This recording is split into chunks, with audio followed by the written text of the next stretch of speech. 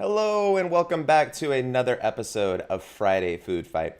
My name is Wes Christian, your host again for this week, and we have got joining us once again Bart Christian, nationally recognized speaker.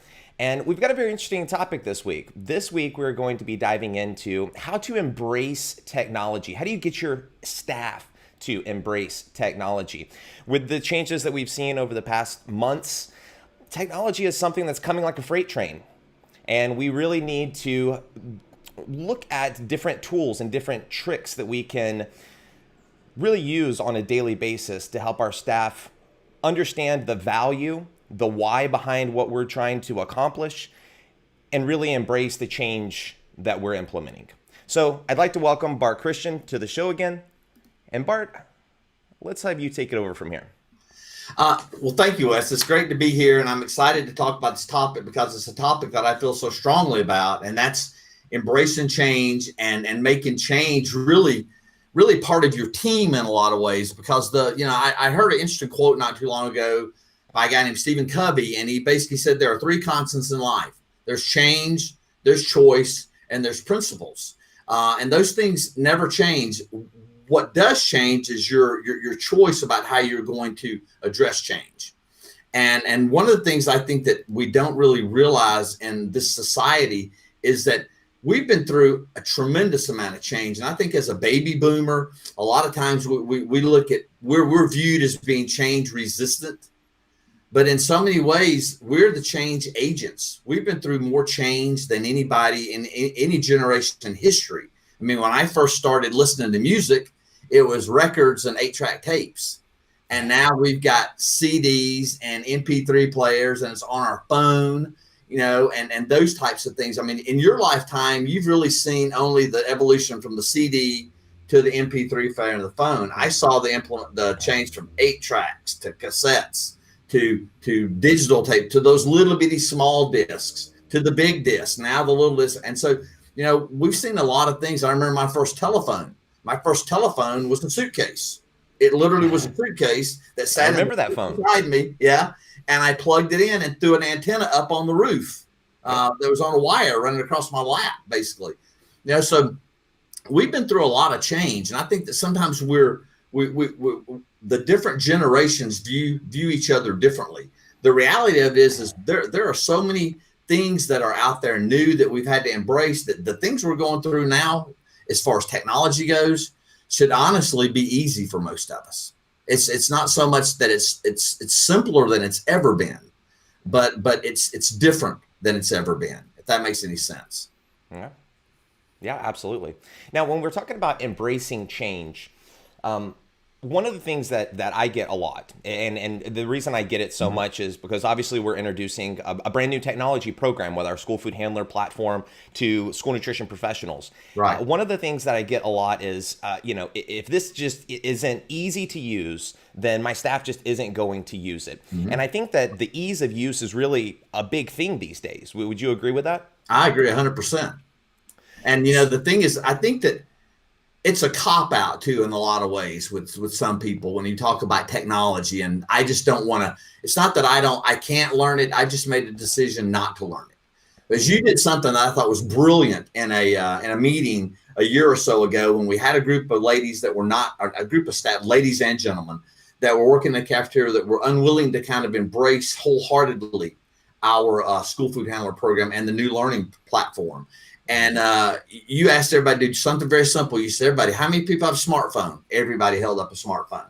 You said, okay, what I want you to do is I want you to flash your number up. So I want you to take a picture of something, send me a text with a few words, and send it to me now.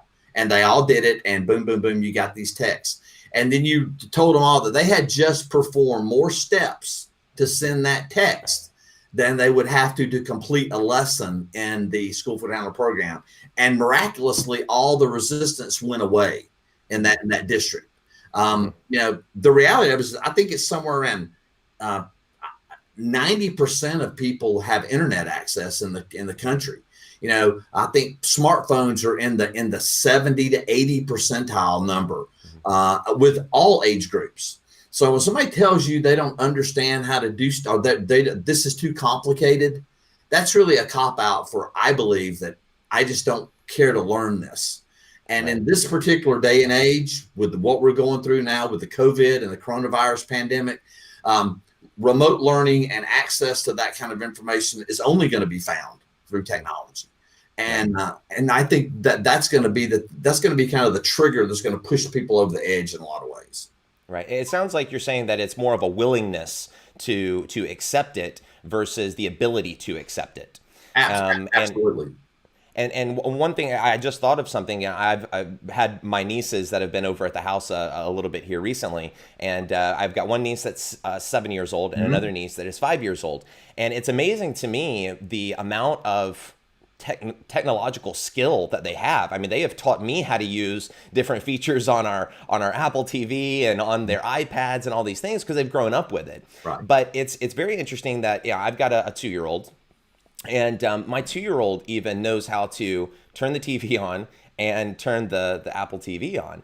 And the reason for that, and we didn't sit down and teach him how to do that, but he understands that his Sesame Street is on that TV and he is very attentive and he's wanting to learn so that he can do it on his own. How do we get our staff to want to learn this information? Because I think that if reluctance to learn the information is there because they're just trying to strong arm the situation, then they're going to be more resistant to the inevitable change, which is ultimately going to result in more pushback. What would you suggest as far as really getting our staff to embrace that change and accept it as something that is of value? Well, we have to understand that the difference in generations. When your generation, I think the millennials look to things for utility. I mean, this is neat, it's interesting. Let's try it.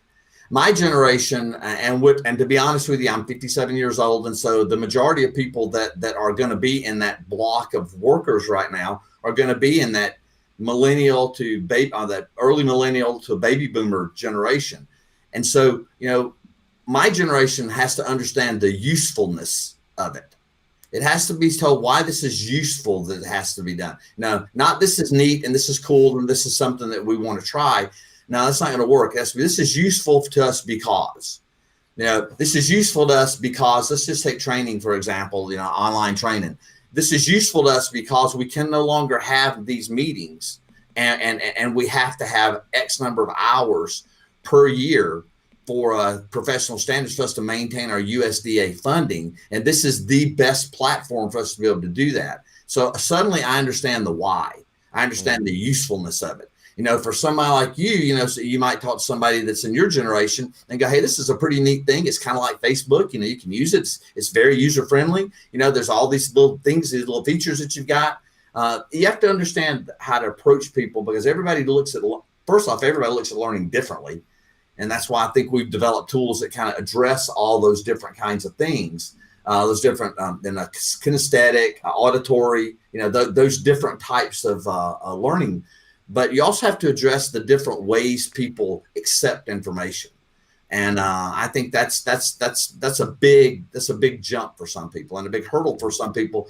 Because if you got a millennial director, if you got a 30-year-old director with a group of lunch staff, child nutrition professionals that are in their 40s, 50s, and 60s, then you're going to have to change your perspective on how you talk to those people. And the flip side of that is if you're a 60-year-old director and you have a group of millennials primarily in a school, you have to change the way you talk to them and understand that everybody's going to accept information in a different way. Does that make sense? 100%, yeah, and it actually reminds me of a couple of things. So we do polls oftentimes with our customers to ask them very simply, how did the onboarding process go for your staff? What did you find successful? What did you find not to work? And ultimately, what it really has boiled down to is really just two things. The first one is the districts that implement technology, regardless, it's a new POS, it's a new software platform, it's a new operating system with a computer. It doesn't matter. Whatever the technology is, your employees have to have time to adjust to the concept before you introduce the item. I think that's very important to allow them to process that this change is going to happen. And it's going to happen in the next couple of weeks. and constantly remind them, hey, this is coming up, this is coming up, this is coming up, so that they can process that it is happening. And then they're going to be a little bit more easy to receive the information. The second thing is like what you mentioned with the difference in generational acceptance, break your employees up into small groups and group together the individuals that you think are going to be quick implementers of the technology and maybe are the younger group, so that you can talk to them like you're mentioning in that specific way where they're going to receive the information and be able to accept it a lot easier. Whereas if you do an all team big meeting and you're trying to cover all of these different teaching points basically, then you're gonna potentially be at higher risk of missing the mark there. But those are the two big things that people mention all the time, that they use small group trainings to implement the program, and they also have given them ample amount of time before introducing the program with the idea of the introduction.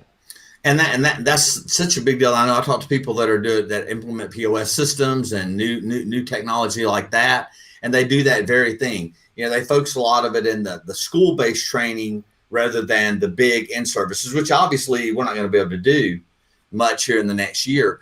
But I think there's a couple of really key things to engaging and activating your staff.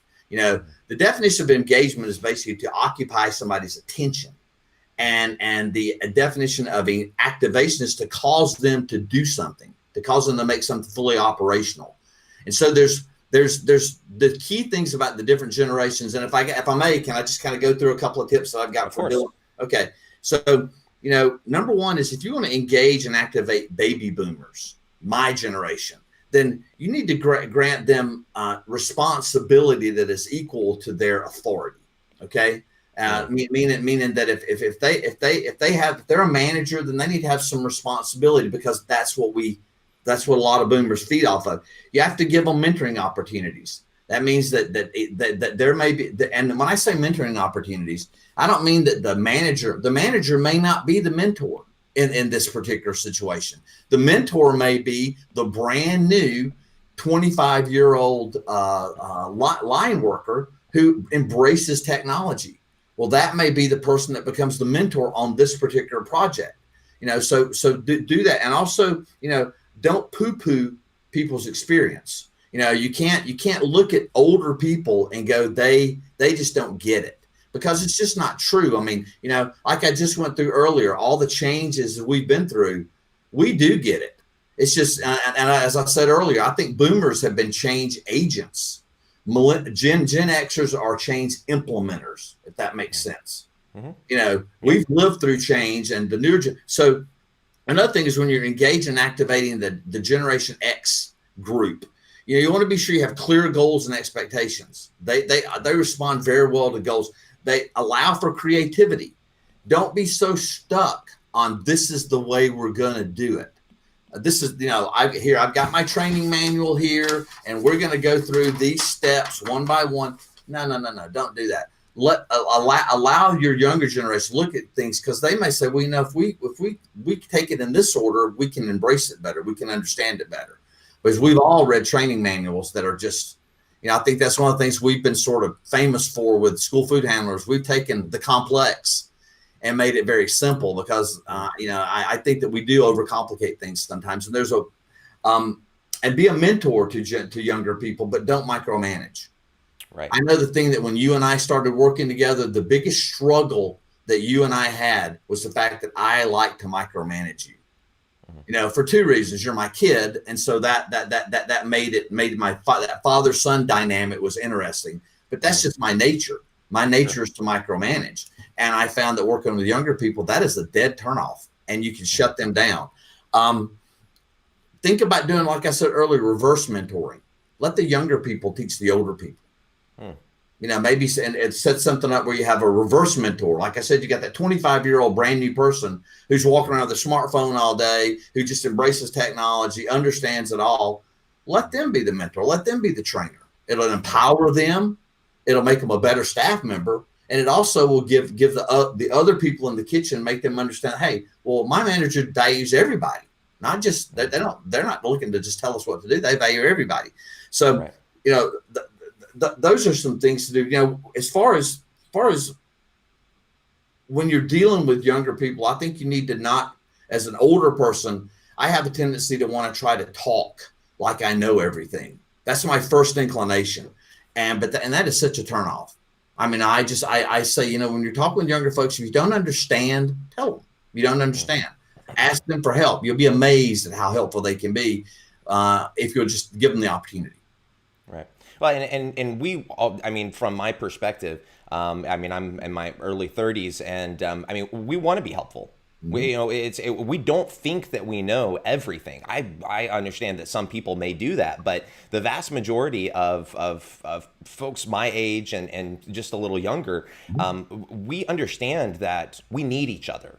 And in order for us to be successful, we need to feed off of the knowledge and experience and expertise of the older generation. But we do also feel that we have value, and we want to be able to share that value. But we're not going to jump in your face and point it out, because we might be a little tenuous. So I think really engaging that younger group and giving them the assignment to teach, and actually instruct is a great way, because, I mean, we do have information that we would love to share, but we need that push, or we need to be put into the position. We're not just going to necessarily take that initiative because we understand that we don't know everything.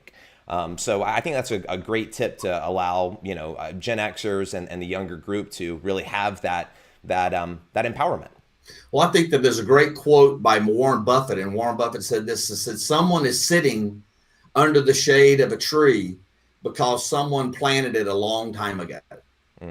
And that's true. But the flip side of that is that we have to accept the fact that the world has changed so much in the last 10 years, and it's going to change even more in the next 50. And people resist change.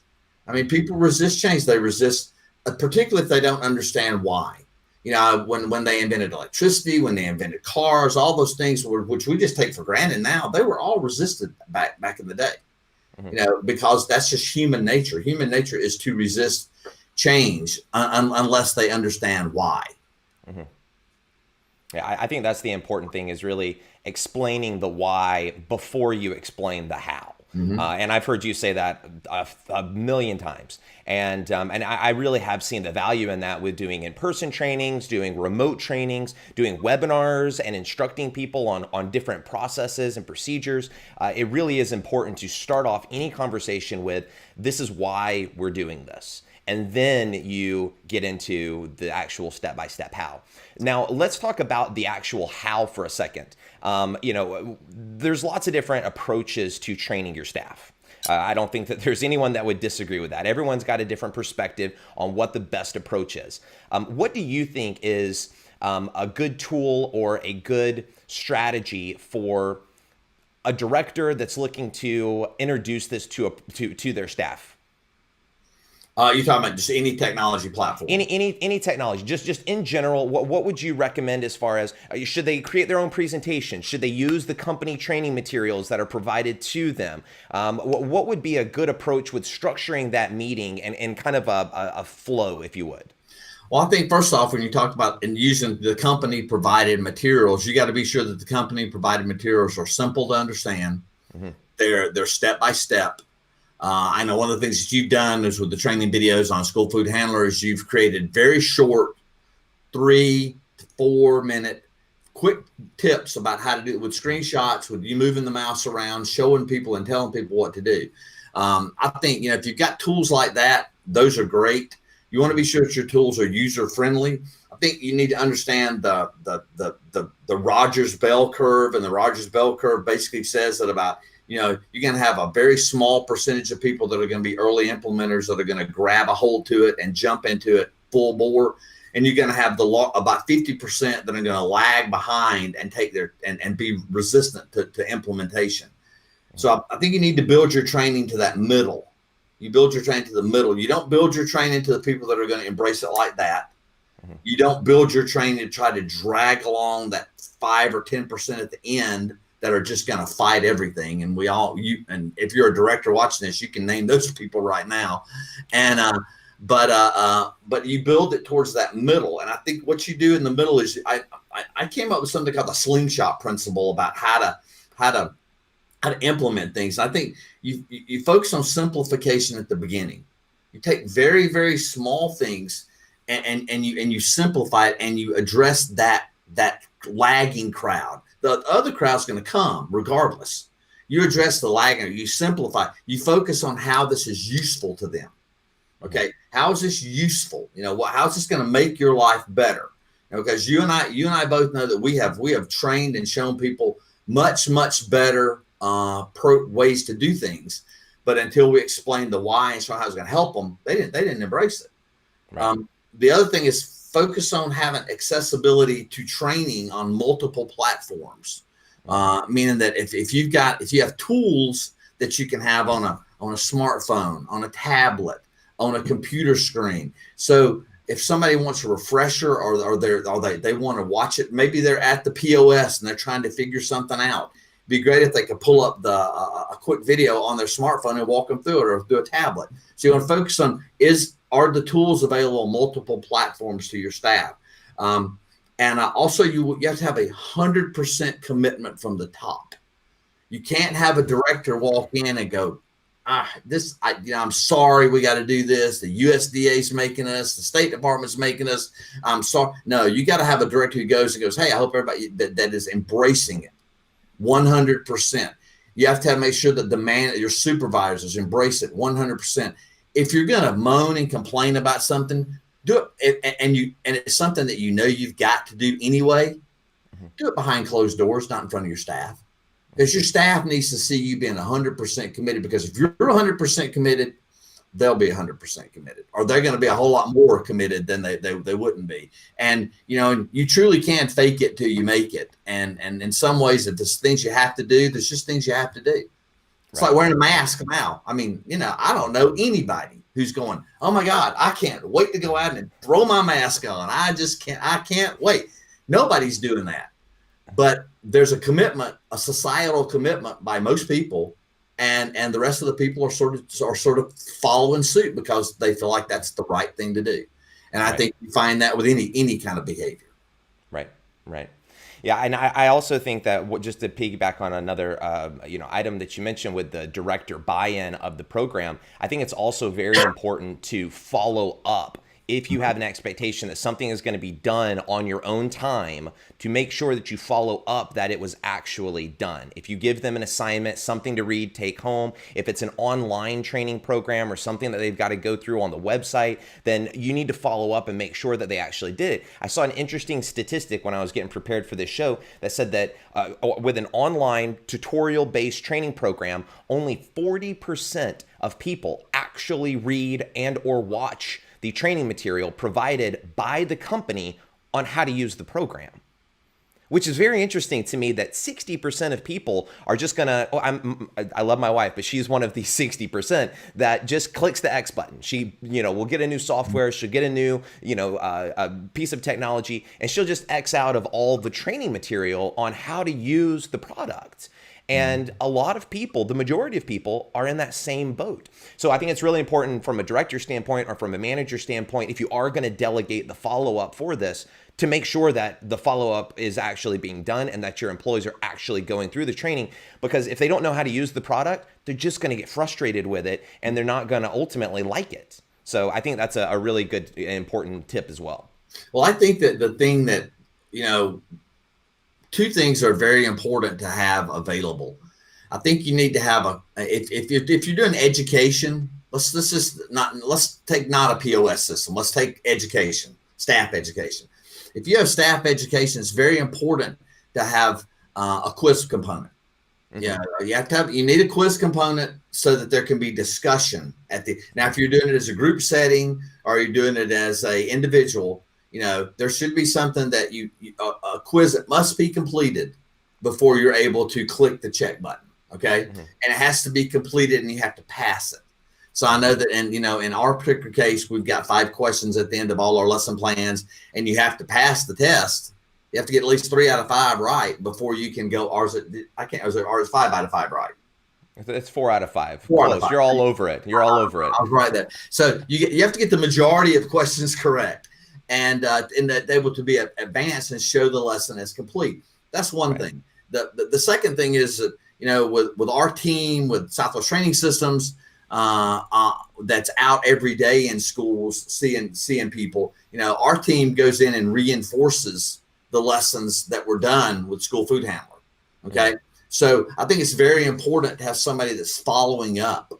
If you're doing a standard curriculum for your district, and let's say the beginning of in August, when people finally start getting back to school, we do a thing on hand washing and maybe do a lesson plan on mask use.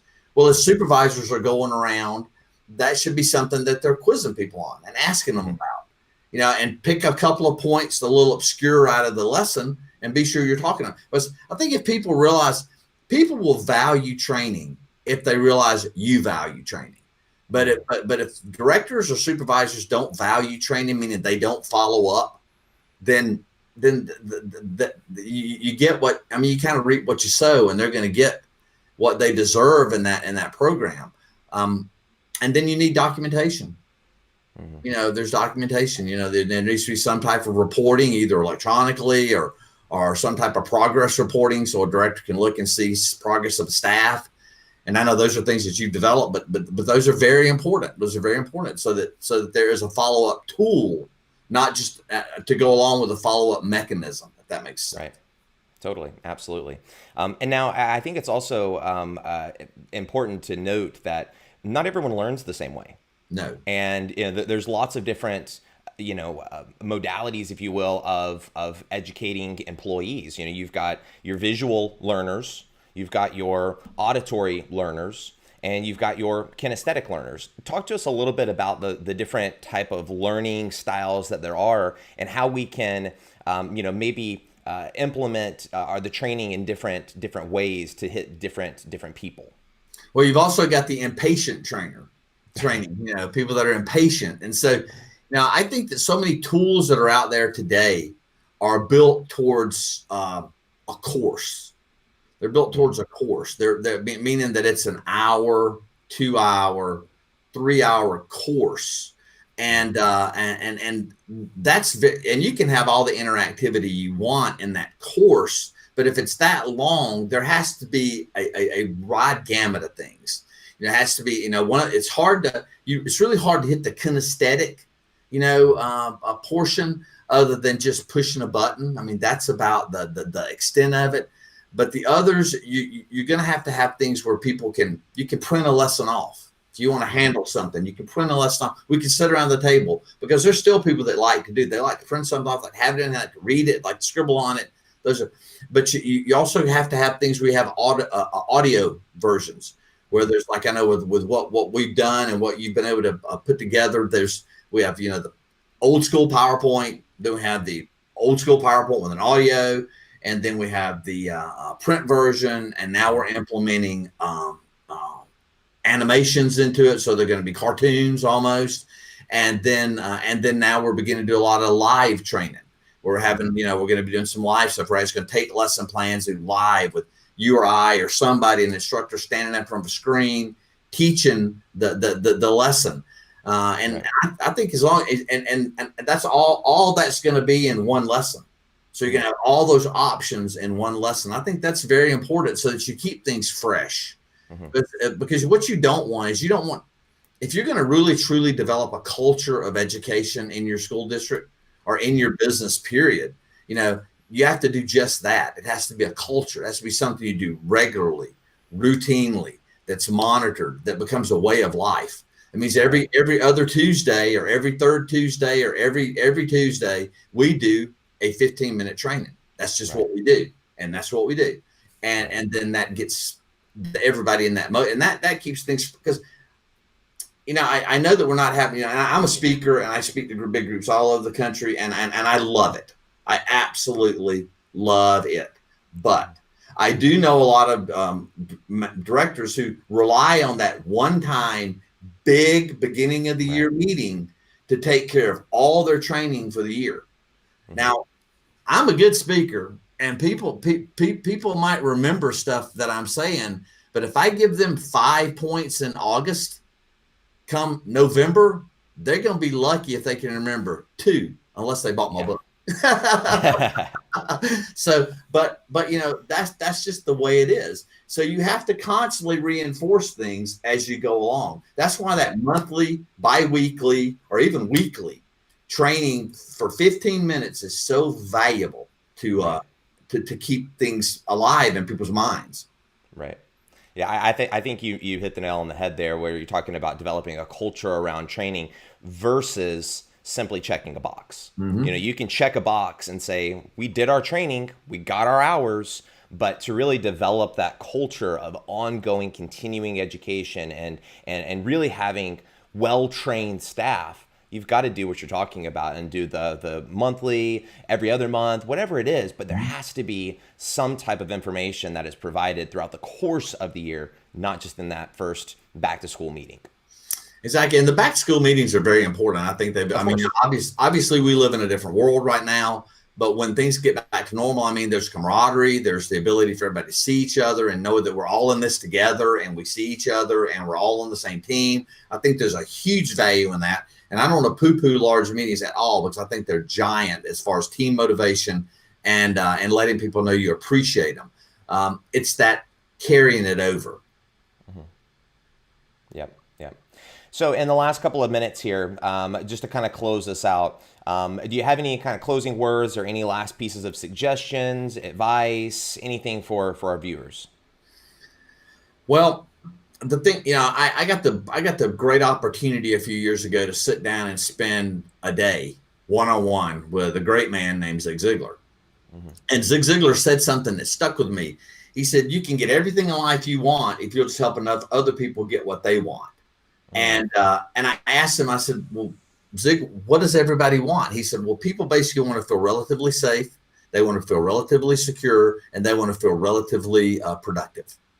And I think if you can show people how that they can be more productive, they can be secure in their job, and they can be and they can be safe at what they're doing, I think you can get so much out of them, because I'm a firm believer in you reap what you sow.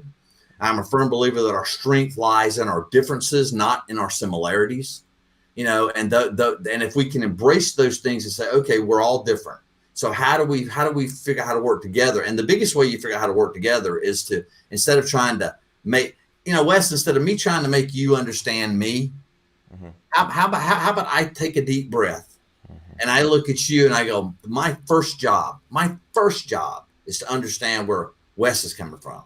Because if I can understand where Wes is coming from and ask him questions, you know what he's going to want to know about next? He's going to want to know about me. But if I go in talking about, we got to do this, we got to do that, I need this, I need that, you're just going to turn people off. So, my biggest tip to people going into training of any type is listen to your staff. Don't go in there saying, this is what we're going to do. Go in there and say, this is what we've been directed to do. This is why we need to do it. I need for you to help me. I need to listen to you so you can tell me how we can best make this happen. Mm-hmm. So does that? Yeah, no, that's perfect. The only thing that I would leave people with is just to kind of go back and touch briefly on a couple of things that I had here in my notes that I thought were just great that you had said earlier.